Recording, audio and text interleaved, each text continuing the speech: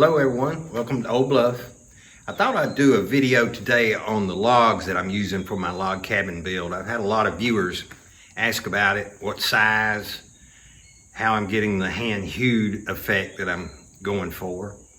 So I thought I'd just do a separate video on that.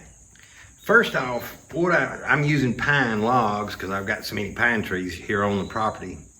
But I've chosen to go with a 6.5 inch thick log by 10 3/4. I actually have cut these logs to 6 3/4 by 10 3/4, allowing for some shrinkage. My thoughts is for the thickness of the wall, I want to be able to use a standard 6-inch jambs for doors and windows. So that's 6.5 inches overall.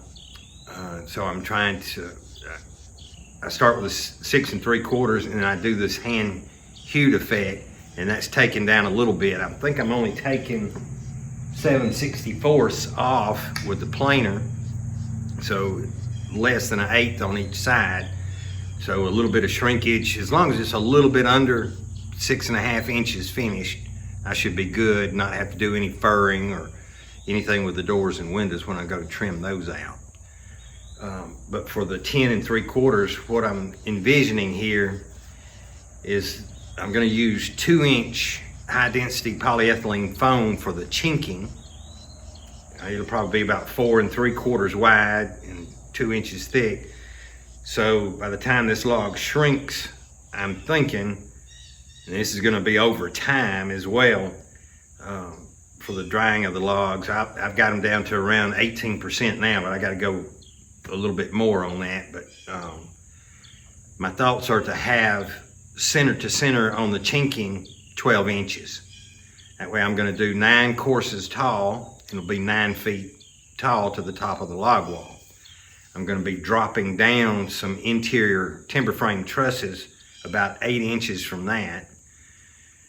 And the bottom chord of those trusses will be about 100 inches thereabout. So I'll be able to frame up an 8-foot wall inside down the center of the building, and I'm going to have adjusting bolts attached to that wall that go to that bottom chord of the truss member.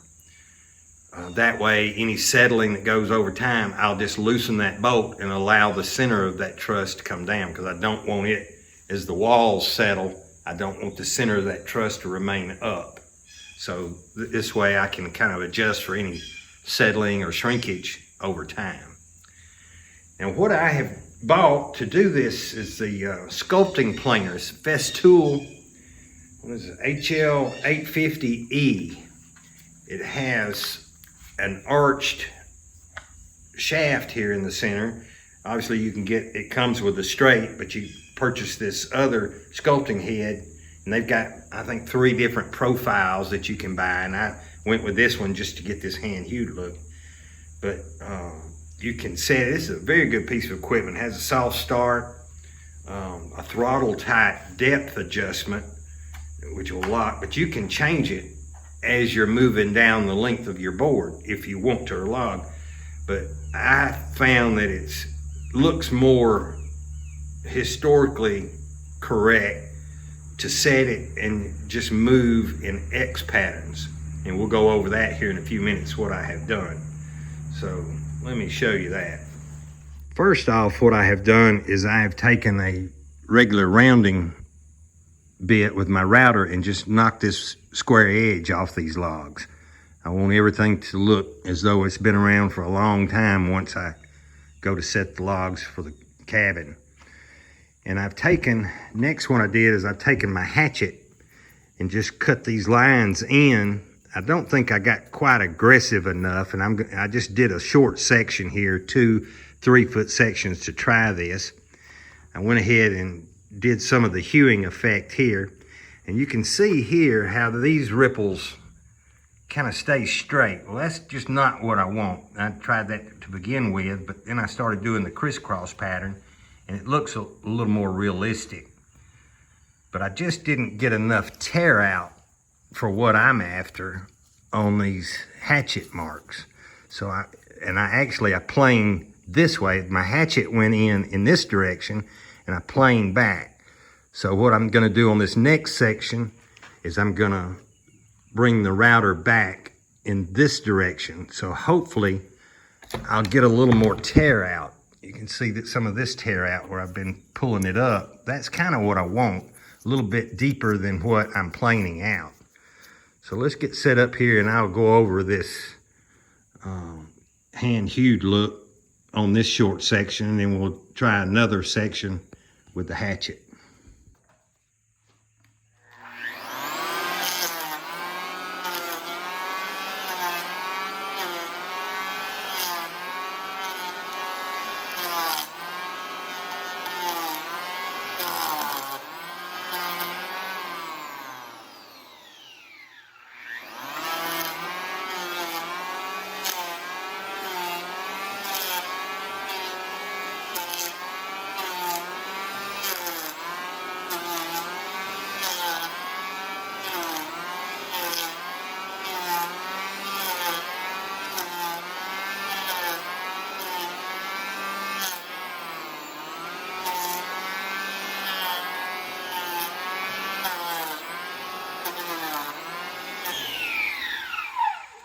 I think I'm taking out just a little bit too much. I'm going to reduce that. I'm going to go to 5/64 on the next test run.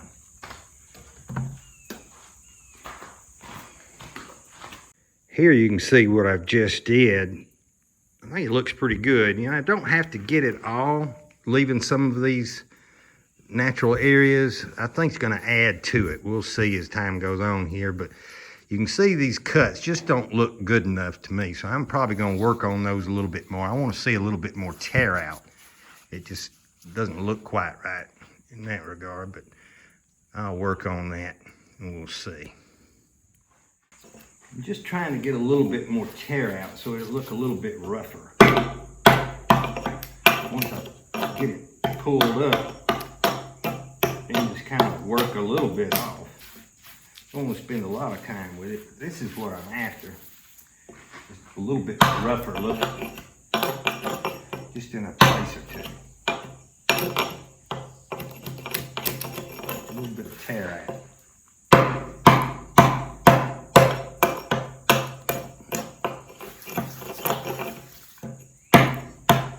Well, I don't want to spend a whole lot of time with it. I don't want to. I've got about 60 logs for this one cabin to do. I don't want it to take me 3 weeks to do it.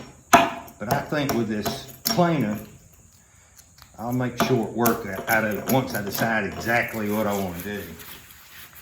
And just a little bit, that's all I need. What I do with the hatchet this next time, I'm going to really hit it more aggressively, try and get my tear out at one time.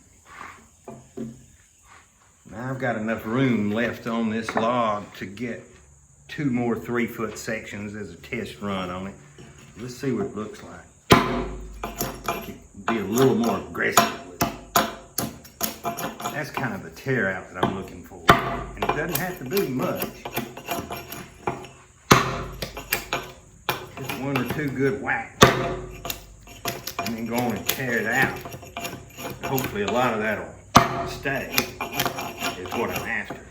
But I'm going to plane it back in this direction, and so if it does, it might tear out a little bit more. That's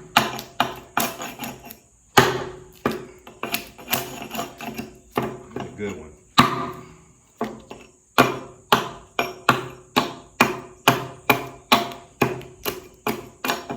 That's kind of what I'm looking for, just a splotch.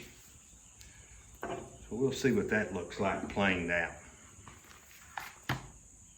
Like I say, I've come back now and reduced it to 5/64, so I'll be taking out a little bit less than what I was planing out. I don't want to dress it down too much. Get the cord on the other side.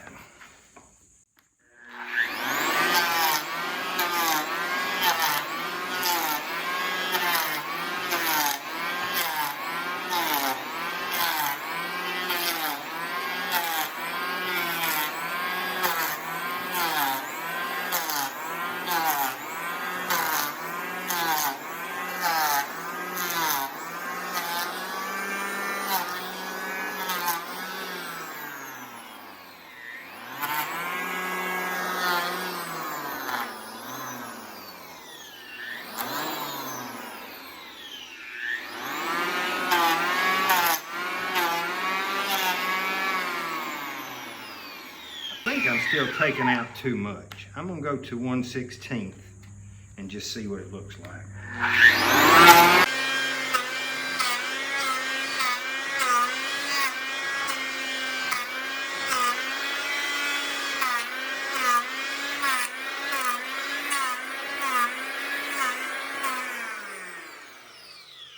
I think a 1/16 of an inch is plenty. I might even go to 3/64. I still am not getting quite enough tear out. I think I'm still planing a little bit too deep. I think that's going to be the issue. So down here, I'm going to really gouge it out and try this 1/16.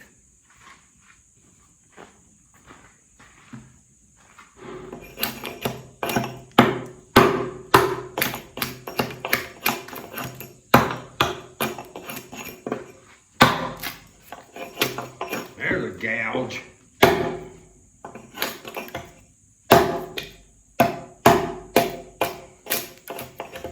That's what I'm after. Just every now and then.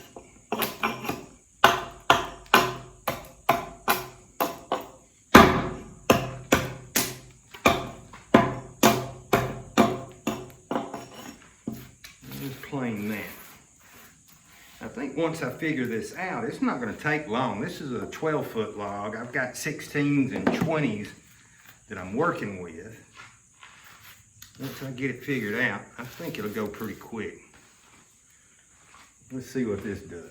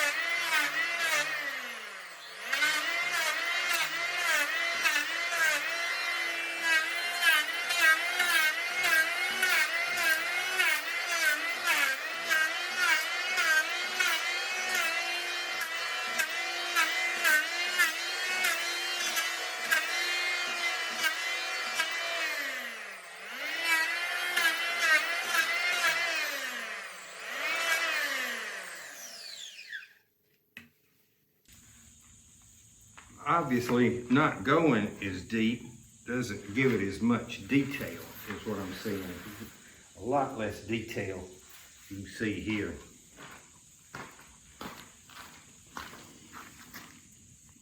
You can see on this last section that I did, it's not quite as detailed as some of the other.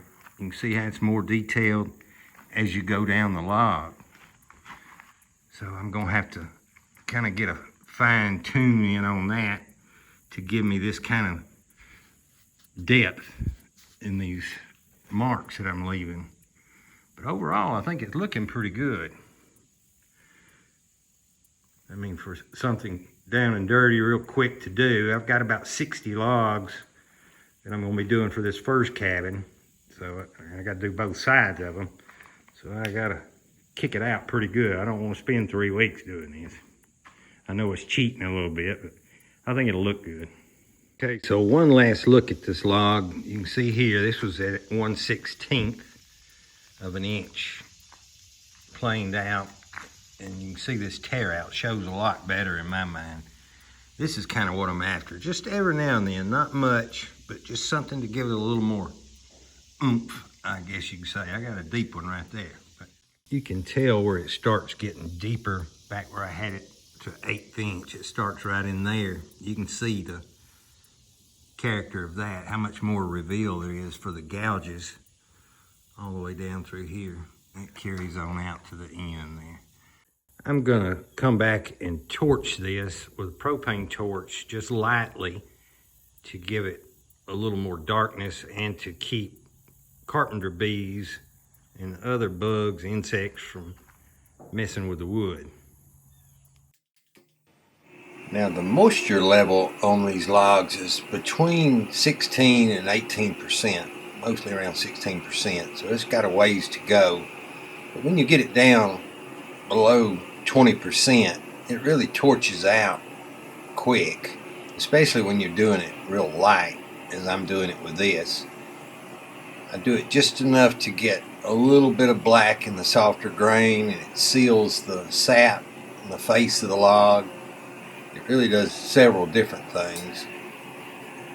This has really worked out good. I think it gives a little more detail. The grain shows up a little bit better, but I'll show you here in a second. I'm just trying to stay real light with what I'm doing on this, because I'm going to come back and put stain on an exterior stain on the outside, interior stain on the inside. Probably some sort of sealer or just UV protectant at least on the outside.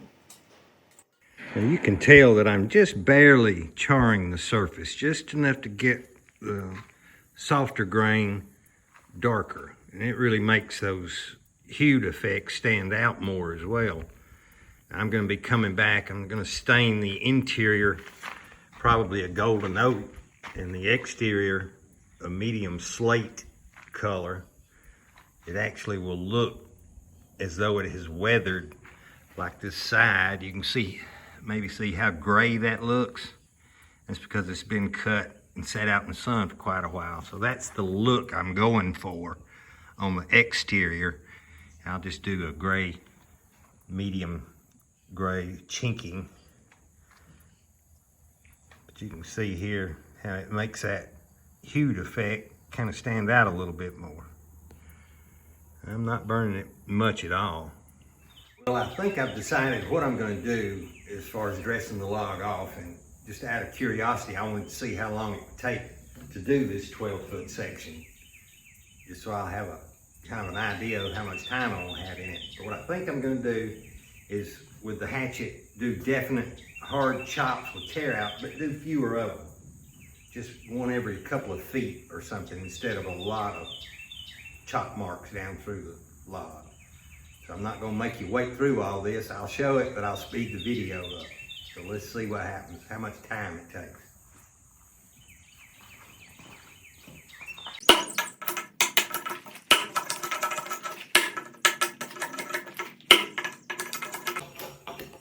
You can see I'm hitting it pretty hard, just to try and give it that effect, that tear out. Because coming back and planing it, it's going to take a lot of it out. That's going to be a good one. I'm curious to see how that winds up. You know, when doing something like this, you have to kind of find your own sweet spot, just what you like, and each log is going to be different, you know that. So you just want to give it that old look and just enough tear out to give it that character that you're after.